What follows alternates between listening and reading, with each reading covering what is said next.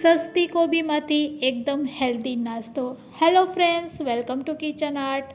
Friends, અત્યારે બજારમાં કોબી ખૂબ જ સસ્તી મળે છે, તો મંચુરિયન્સના સ્વાદને પણ ટક્કર મારે તેવો આજે આપણે કોબીનો નાસ્તો બનાવીશું.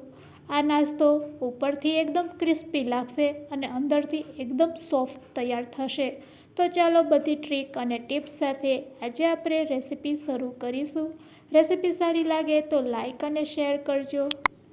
મારી ચેનલ ઉપર નવા હોય અને મારી ચેનલને હજુ સબસ્ક્રાઈબ ન કરેલ હોય તો સબસ્ક્રાઈબ કરી બાજુનું બેલ બટન દબાવવાનું ભૂલશો નહીં, જેથી કરીને તમને મારા નવા વિડીયોનું નોટિફિકેશન મળતું રહે.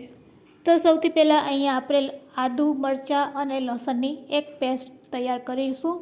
તો તેમાં થોડુંક જીરું અને મીઠું એડ કરી આ રીતે આપણે એક પેસ્ટ તૈયાર કરી લેશું. તો આદુ, લસણ, મરચાંની પેસ્ટ તૈયાર થઈ ગઈ છે. હવે આપણે કોબીનો દડો લેશું અને ચોથા ભાગની કોબી આપણે અહીંયા લેવાની છે. તો ચાકુથી આપણે કોબીને 2 ભાગમાં ડિવાઈડ કરી લેશું અને પછી ચોથા ભાગ જેટલી કોબીને આપણે રફલી કટ કરી લેશું. તો આ રીતે કોબીના ઉપરના પાનને પણ આપણે દૂર કરી લેશું.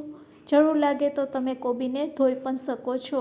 ધોયા પછી કોબીને તમારે આ રીતે કટ કરી લેવાની છે અને જે જાડો ભાગ હોય છે તેને પણ આપણે ચાકુથી દૂર કરી લેશું. આ રીતે જાડો ભાગ દૂર કર્યા પછી કોબીને આપણે રફલી કટ કરવાની છે. કોબીને રફલી ચાકુથી કટ કર્યા પછી તેના મોટા ટુકડા કર્યા પછી તેને આપણે ચોપરમાં લેશું. તો ફ્રેન્ડ્સ, આ રીતે આપણે તેને રફલી પહેલાં કટ કરી લેશું. કોબીને આ રીતે રફલી કટ કર્યા પછી હવે મિક્સર જાર લેશું અને મિક્સર જારમાં અહીંયા કોબીને આપણે પલ્સ મોડ ઉપર ક્રશ કરવાની છે. અહીંયા આપણે પેસ્ટ નથી બનાવવાની, બસ આ રીતે કોબીને આપણે ક્રશ કરવાની છે. તમે જોઈ શકો છો, પલ્સ મોડ ઉપર ચલાવશો એટલે કોબી છે આવી અધકચરી ક્રશ થઈ જશે. આ પ્રોસેસ તમે ચોપરમાં પણ કરી શકો છો. તો બસ હવે ચોપ કરેલી કોબીને આપણે મિક્સિંગ બાઉલમાં કાઢી લેશું અને તેમાં સમારેલી ડુંગળી મીડિયમ સાઇઝ 1 નંગ, એક મીડિયમ સાઇઝનું બટેટું છીણેલું એડ કરશું. સાથે તેમાં કોથમરી થોડીક એડ કરી દઈશું અને કોથમરી એડ કર્યા પછી અહીંયા આપણે રૂટિન મસાલા જે યુઝ કરતા હોય તે જ એડ કરવાના છે. તો પહેલાં આપણે જે લસણની પેસ્ટ બનાવેલી છે આદુ મરચાંની તે એડ કરી દઈશું 1 ચમચી. પછી તેમાં અડધી ચમચી લાલ મરચું પાવડર, ચપટીક હળદર અને ચપટીક ધાણા જીરું પાવડર એડ કરી દઈશું. સ્વાદ મુજબ મીઠું નાખી દઈશું. અહીંયા આપણે એક પણ સોસનો ઉપયોગ નથી કરવાના. મંચુરિયન્સ બનાવતા હોય છે ત્યારે આપણે સોસનો ઉપયોગ કરતા હોય છે. તો લાલ મરચું પાવડર કાશ્મીરી એડ કર્યા પછી 1 કપ જેટલો અહીંયા આપણે ચોખાનો લોટ લેશું અને 1 કપ જેટલો ચણાનો લોટ એડ કરશું. ચોખાનો લોટ ન હોય તો તમે ઝીણો રવો પણ વાપરી શકો છો. હવે પાણીનો ઉપયોગ કર્યા વગર જ આપણે તેને આ રીતે મિક્સ કરવાનું છે.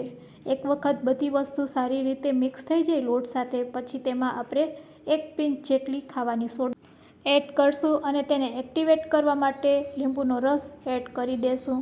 બસ આ રીતે હવે આપણે લોટ બાંધી લેશું. તો ફ્રેન્ડ્સ, તમે જોઈ શકો છો એકદમ સરસ આ રીતે પાણીનો ઉપયોગ કર્યા વગર જ વેજીટેબલ્સ અને લોટનું ચોક્કસ માપ હશે તો લોટ એકદમ સરસ પરફેક્ટ બંધાશે.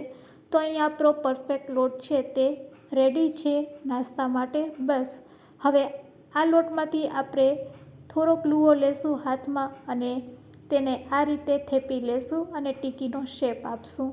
તો લોટમાંથી આપણે આ રીતે બધી ટીકી તૈયાર કરી લેશું. હું તમને ફરીથી બતાવું છું. મીડિયમ સાઇઝનો લુઓ હાથમાં લેવાનો છે અને આ રીતે થેપી લેવાનો છે. તો બસ આ રીતે આપણે બધી ટીકી તૈયાર કરવાની છે અને ટીકી આ રીતે તૈયાર થઈ જાય એટલે આપણે તેને સ્ટીમ કરી લેશું. તો સ્ટીમ કરવા માટેની પ્લેટને આપણે તેલથી પહેલાં ગ્રીસ કરી લેશું અને તેલથી ગ્રીસ કર્યા પછી જે આપણે ટીકી તૈયાર કરેલી છે તેને આપણે તેમાં સેટ કરી લેશું. એટલા લોટમાંથી 7 ટીકી આરામથી થઈ જાય છે. બધી ટીકીને આપણે પ્લેટમાં સારી રીતે આ રીતે વ્યવસ્થિત ગોઠવી દેશું અને થોડીક આ રીતે સ્પ્રેડ કરી દેશું. તો અહીંયા આપણી બધી ટીકી છે તે પ્લેટમાં ગોઠવાઈ ગઈ છે. આ પ્રોસેસ કરતા હોય ત્યારે આપણે સ્ટીમ કરવા માટે સ્ટીમરમાં પાણી ગરમ કરવા માટે રાખી દેશું. તો ફ્રેન્ડ્સ, તમે આ વિડીયો ક્યાંથી જોઈ રહ્યા છો તે મને કમેન્ટ્સમાં જરૂરથી કહેજો અહીંયા આપણું સ્ટીમરમાં પાણી સરસ ગરમ થઈ ગયું છે. પ્લેટને આપણે તેના ઉપર સેટ કરી દઈશું. લીડથી ઢાંકીને મીડિયમ ટુ લો ફ્લેમ ઉપર 7થી 8 મિનિટ માટે તેને સ્ટીમ કરી લેશું. 8 મિનિટ થઈ ગઈ છે અને અહીંયા આપણો નાસ્તો પણ સરસ બફાઈ ગયો છે. ગેસની ફ્લેમ બંધ કરી દઈશું. આ નાસ્તાને આપણે ઠંડો થવા માટે રાખી દઈશું. ઠંડો થઈ જાય પછી તમે તેને કાઢશો તો તે આરામથી નીકળી જશે પ્લેટમાંથી. તો તમે જોઈ શકો છો એકદમ ઇઝીલી તે પ્લેટમાંથી નીકળી આવે છે. તો ફ્રેન્ડ્સ, બસ નાસ્તો ઠંડો થઈ જાય પછી તેને આ રીતે આપણે કટ કરી લેશું. આ નાસ્તાને તમે ઢોકળાની જેમ વઘારી પણ શકો છો, પણ આજે આ નાસ્તાને હું ચા સાથે સર્વ કરીશ એટલે તેને આ રીતે લાંબી લાંબી સ્ટ્રીપમાં હું કટ કરી લઈશ. બસ, અને ગરમા ગરમ તેલમાં તેને ફ્રાય કરી લેશું. તેલ સારું એવું કઢાઈમાં ગરમ થઈ જાય પછી આ નાસ્તાને આપણે તળીશું. તો મંચુરિયન્સને પણ ટક્કર મારે તેવું એકદમ હેલ્ધી અને કંઈક નવું બનાવવાનું મન થાય તો તમે ચોક્કસથી આ નાસ્તો ટ્રાય કરજો. તળ્યા પછી આ નાસ્તો ઉપરથી એકદમ ક્રિસ્પી લાગે છે અને ખાવામાં એકદમ સોફ્ટ લાગે છે. તો કંઈક મંચુરિયન્સ કરતાં પણ હટકે ખાવું હોય ત્યારે તમે ચોક્કસથી આ નાસ્તો ટ્રાય કરજો. ચા સાથે એટલો ટેસ્ટી લાગે છે આ નાસ્તો કે વાત ન પૂછો. બસ આ જ રીતે આપણે બીજી બેચમાં પણ નાસ્તાને તળી લેશું. તો એકદમ ક્રિસ્પી અને ટેસ્ટી એવો ચટણી સાથે તેમજ ચા સાથે ખાવાની મજા પડી જાય તેવો કોબીનો યુનિક નાસ્તો તૈયાર છે.